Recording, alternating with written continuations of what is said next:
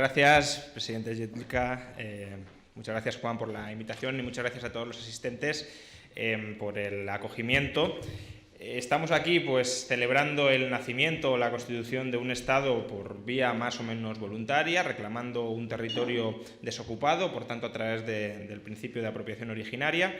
Pero la cuestión sobre la que me han invitado a reflexionar no es tanto si se puede constituir estados o formas políticas, comunidades políticas sobre territorios que no son de nadie, sobre tierra deshabitada, que parece bastante obvio que sí, sino a reflexionar sobre cómo se pueden crear nuevas formas políticas dentro de estados actualmente existentes, lo cual es una problemática bastante manida o bastante recurrente en el escenario político español, porque en menos de un mes tenemos unas elecciones plebiscitarias en Cataluña, donde precisamente se postula o donde se propone, donde se impulsa la voluntad política de un grupo ciudadano para constituir un estado separado del Estado español.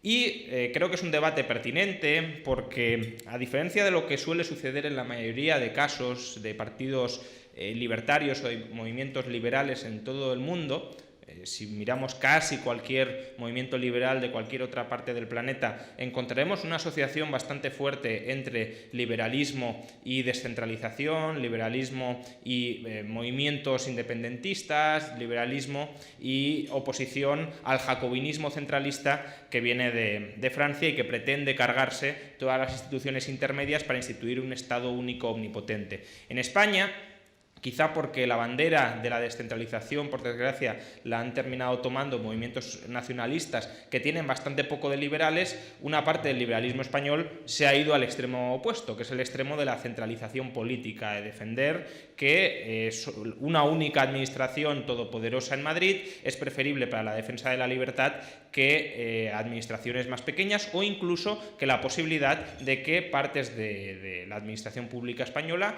se puedan secesionar y constituir su propio Estado. En España, por tanto, el liberalismo tiene bastante de jacobino, tiene bastante de centralista, y creo que conviene pues, explicar por qué creo que esta idea que junta liberalismo y jacobinismo, que junta liberalismo y centralización, es un error, es la importación de un error que convendría rectificar en la medida en que atenta contra los principios fundamentales, los principios filosóficos básicos del liberalismo.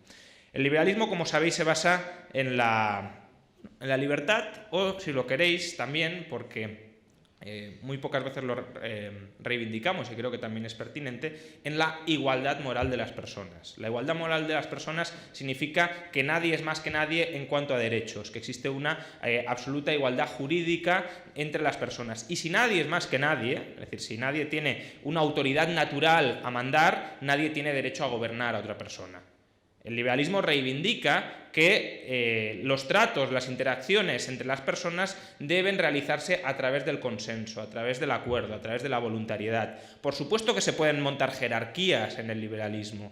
La lucha antijerárquica es más bien del anarquismo de izquierdas o del anarquismo socialista. El liberalismo no está en contra de las jerarquías, pero esas jerarquías tienen que ser voluntarias. Las jerarquías son útiles siempre y cuando la adscripción sea voluntaria.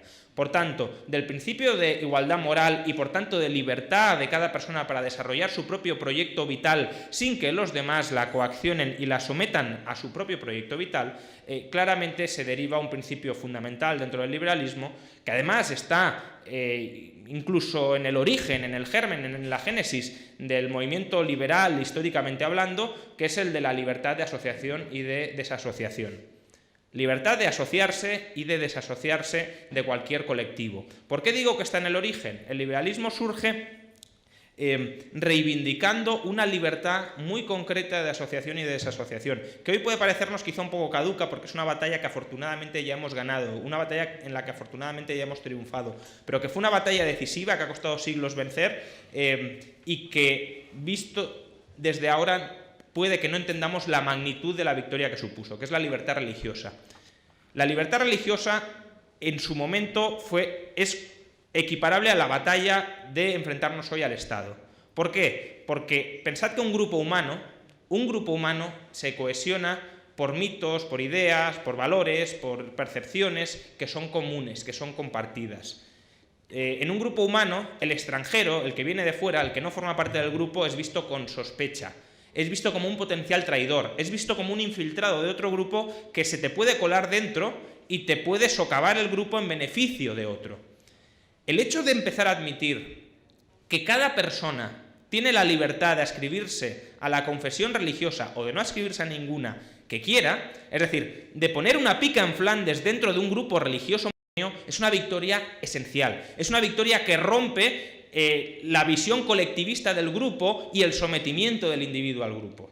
Y esa victoria, la de asociarse y desasociarse de la religión, que hoy tomamos como dada, porque veríamos como algo absolutamente descabellado que a cualquiera de nosotros nos impusieran profesar una determinada fe o nos impidieran dejar de profesar una determinada fe, es la misma libertad que hemos de reivindicar para las organizaciones políticas, para las formas políticas.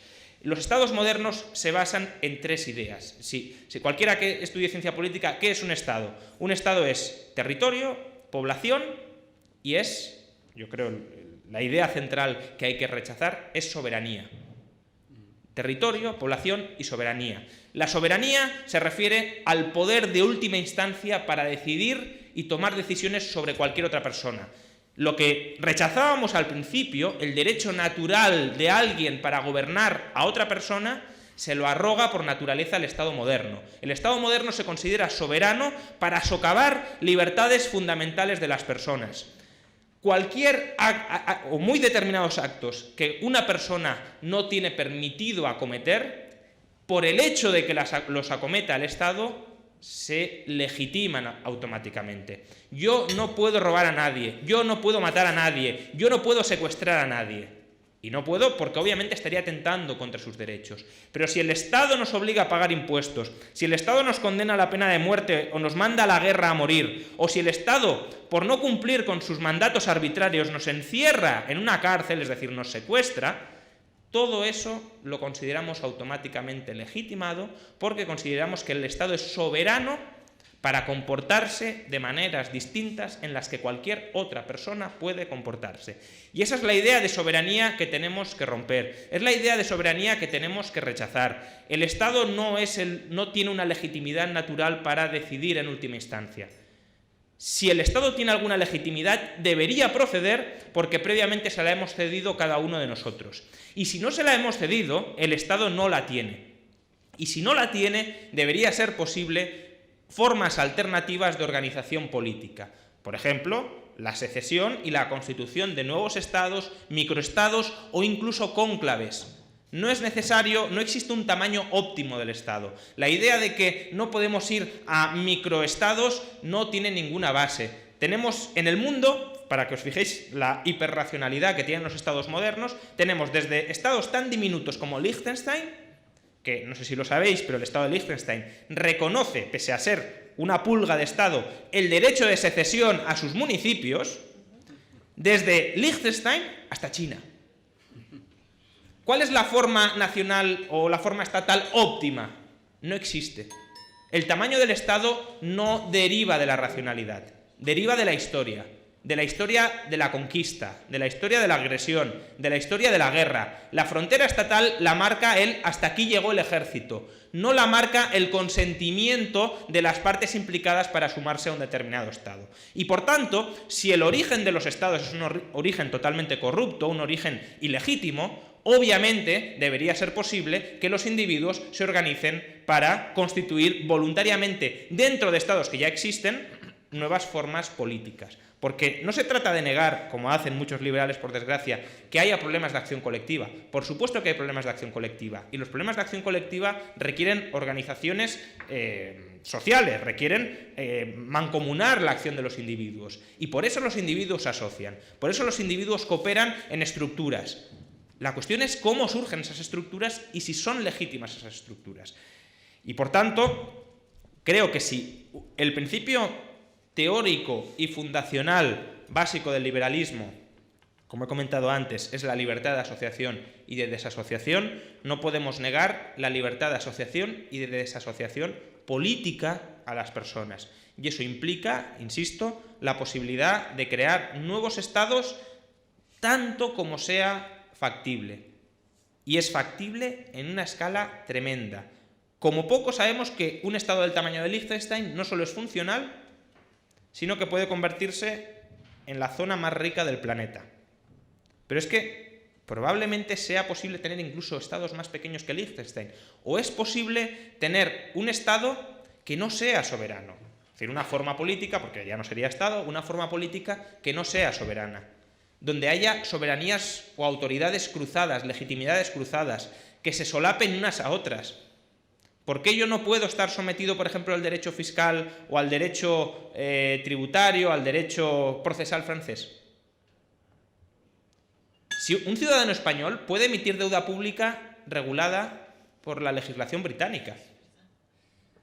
Es perfectamente posible en el capital, en instrumentos financieros, someterse a legislaciones extranjeras. ¿Por qué las personas no pueden someterse a legislaciones extranjeras? ¿Por qué no pueden conformar sus propias legislaciones? ¿Por qué no pueden separarse de prácticamente todos los ámbitos, salvo a lo mejor alguno? A lo mejor Cataluña dice, a mí me interesa seguir asociada en temas militares con España, pero en todo lo demás quiero autonomía plena. ¿Por qué, si Cataluña forma parte de España, tiene que ser que la soberanía pertenezca a España? ¿Por qué no se puede reivindicar la ruptura de la soberanía en muchos temas, como en parte los liberales ya hacemos? Cuando reivindicamos la soberanía del individuo en muchas áreas, ¿por qué no se puede reivindicar una soberanía absoluta en determinadas áreas y sí, una soberanía compartida en otras? Pues eso es lo que creo que va a ser un debate muy interesante, no solo a partir de las elecciones catalanas, sino en los próximos años, y es un debate donde yo creo que los liberales españoles deberían ubicarse no del lado de una creciente centralización y una creciente reivindicación de la soberanía del pueblo español, porque recordad, la soberanía del pueblo español también es soberanía sobre las libertades individuales de cada español, sino a favor de la soberanía del individuo para, a partir de esa soberanía del individuo, conformar nuevas formas de acción colectiva, es decir, nuevas formas de organización política. El caso de Cataluña obviamente es complicado, porque ninguno de los partidos que reivindican la secesión reconocen el derecho a la ulterior secesión, pero creo que la postura del liberalismo ahí no sería tratar de plegarse a ninguno de los dos lados actuales, diciendo, me tengo que posicionar con PP y PSOE o con Junts pel Sí. En el resto de debates no tomamos ese partido, esa postura. No decimos, pues tengo que comprar el modelo fiscal de Montoro o de Jordi Sevilla. No hacemos eso. Lo que decimos es, usted tiene que reducir el Estado a su mínima expresión. En el debate catalán, creo que el liberalismo ha de tener una voz propia, y la voz propia es, usted, por supuesto, se puede secesionar y debe reconocer el derecho de que otras personas se secesionen y se asocien dentro de sí. Eso es técnicamente posible, y lo único que evita que suceda, lo único que evita que se materialice, es que seguimos presa del síndrome de Estocolmo de legitimar al Estado para determinar el ámbito, la extensión y la manifestación de nuestras libertades. Y esa es la lucha, en última instancia, deslegitimar la soberanía estatal, también para conformar las fronteras y los límites del Estado del liberalismo en el siglo XXI. La religión lo fue en el siglo XVII y en el siglo XVIII, acabar con el mito de la soberanía estatal lo será en el siglo XXI. Muchas gracias.